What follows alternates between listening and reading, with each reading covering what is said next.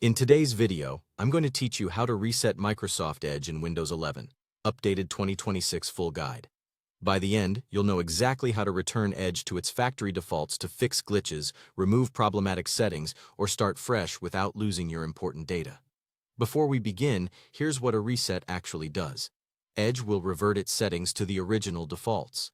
Your startup page, new tab page, search engine, and pinned tabs go back to the standard configuration. Extensions are turned off, and temporary browsing data like cookies is cleared, which signs you out of most websites. What it doesn't do is delete your favorites, saved passwords, or browsing history, so you keep the essentials while removing the clutter that often causes issues. Start by opening Microsoft Edge on your Windows 11 PC. In the top right corner, click the three dots to open the menu. This is your hub for options and tools inside Edge. From that menu, choose Settings.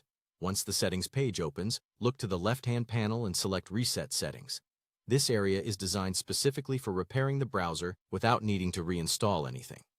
Now click the option that says Restore Settings to their default values. You'll see a confirmation prompt explaining what will change. This is your chance to review the impact. Extensions will be disabled, temporary data will be cleared, and several preferences will go back to their original state, while your favorites and saved passwords remain intact. When you're ready, press Reset to confirm. Edge will process the reset, which usually takes just a moment. If you have many tabs open or a lot of cached data, give it a little extra time. During this step, don't click around or close the window. Just let Edge finish resetting everything behind the scenes. Once the reset is complete, close Microsoft Edge completely. Make sure all Edge windows are closed so the changes save cleanly. If you see the Edge icon highlighted on the taskbar, check that no hidden windows are still open, and then close them too. That's it. You've restored Microsoft Edge to its default state on Windows 11.